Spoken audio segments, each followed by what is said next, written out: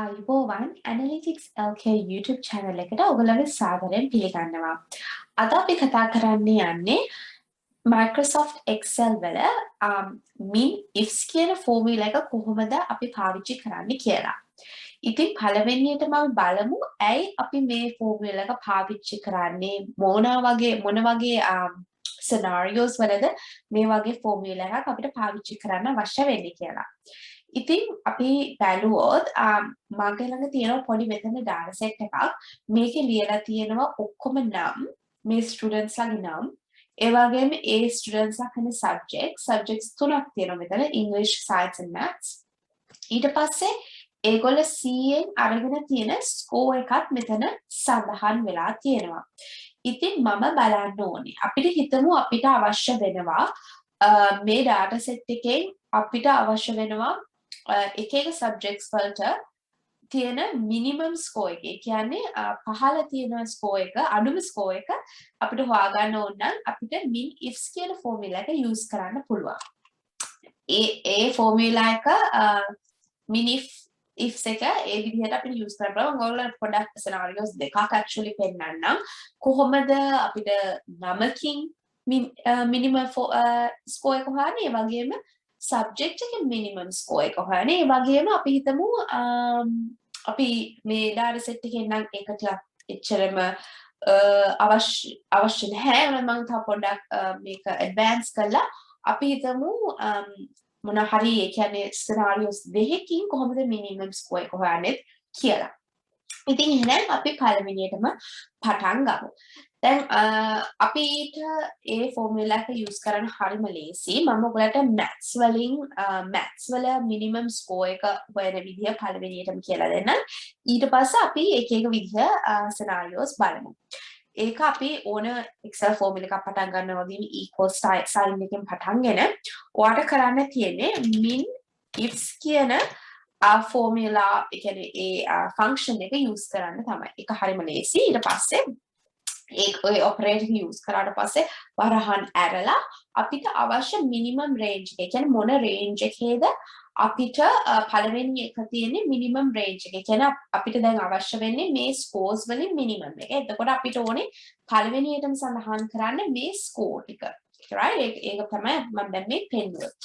ඊට පස්සේ ඔයාලට තියෙන්නේ වරහන් දාලා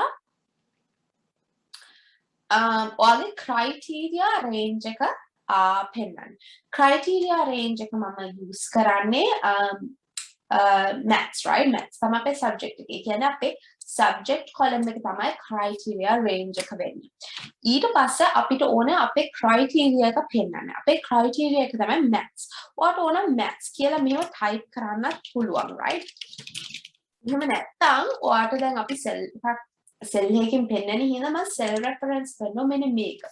එච්චර අපිට තියෙන්නේ ඊට පස්සේ වරහන් වහලා ඔයාලට පේනවා දැන් maths වල minimum score එක 9 කියලා. දැන් මේ තියෙන maths ටික maths වල ඔයාලට පේනවා 9 තමයි minimum score එක. දැන් ඔයාලට ওই විදිහට අපිට science වලට කරන්න පුළුවන් english වලට කරන්න පුළුවන් ඒ විදිහට කරන්න පුළුවන්. මම ආයෙත් ඔයාලට පෙන්නන්න Minifs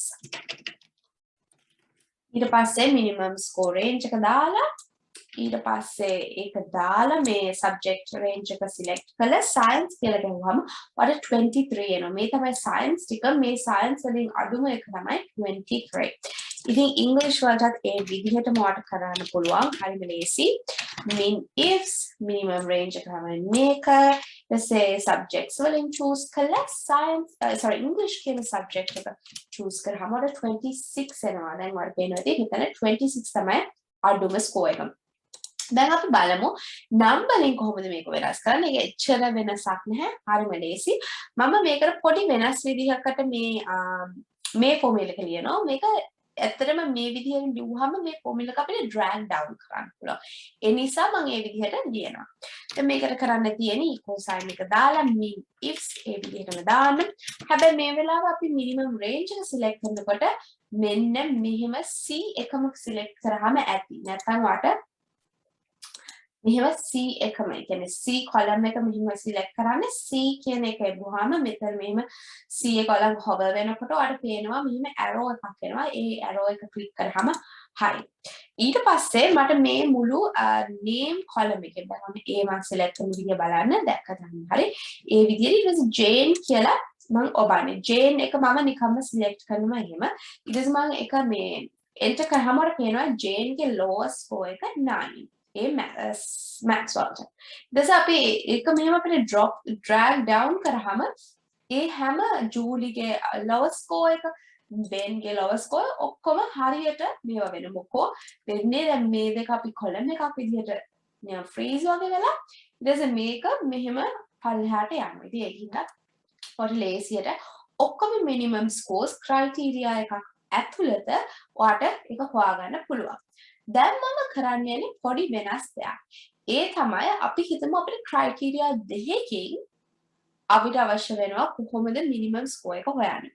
ඒ නිසා ඒක කරන්න අවශ්‍ය නිසා මම පොඩි වෙනසක් කරනවා. මම මේක පොඩක් insert එකක් දාලා මම මේ year එක දානවා. ඒ කියන්නේ එක එක years වල ඒගොල්ලෝ එක එක මේවා වලට කරපු score. මම මුලින්ම දාන්නේ 2021.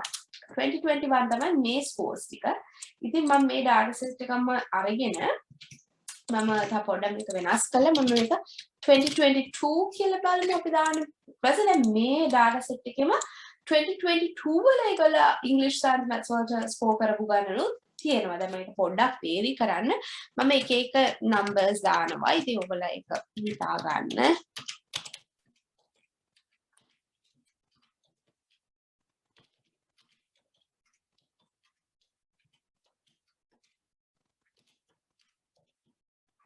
දැන් මේ scores වලට පේනවා 2022 2021.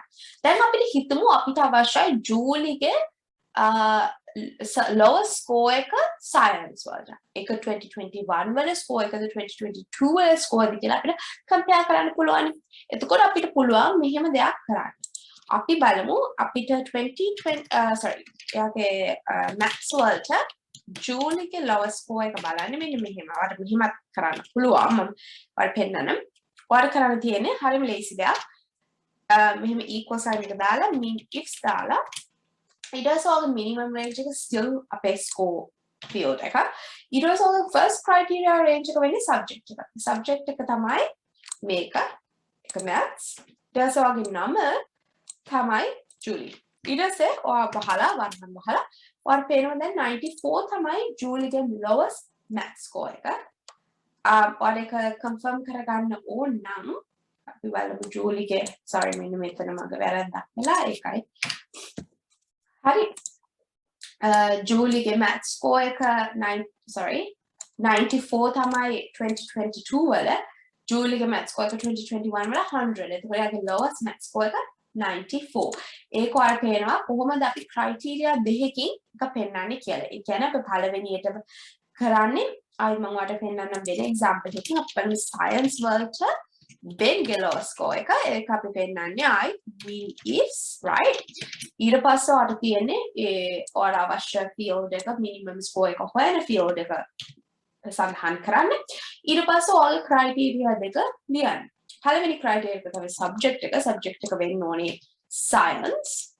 ඊට පස්සේ ඔයාගේ නම වෙන්න ඕනේ Ben. එච්චරයි. ඊට පස්සේ වරහන් බහලා 52. 52 තමයි Benගේ lowest score එක. එයාගේ science වලට score එක 68 2021 වල 2022 වල එයාගේ lowest score එක 52. ඔයාගේ science score එක 52. ඒ කියන්නේ lowest score එක 52. එහෙනම් මම හිතන්නේ පැහැදිලි කොහොමද minifs කියන formula එක ඔයගලට භාවිතා කරන්න පුළුවන් වෙන්නේ කියලා. ඉතින් මම හිතනවා මේ වීඩියෝ එක ඔයගලට මේ උපකාරී වෙන්නේ නැති මේ විදිහට ඔයගලට minifs කියන formula එක එක එක විදිහට පාවිච්චි කරන්න පුළුවන්. එහෙනම් අපි තව වීඩියෝ එකකින් හමු වෙනකම් ඔයගල හැමෝටම සුබ දවසක්.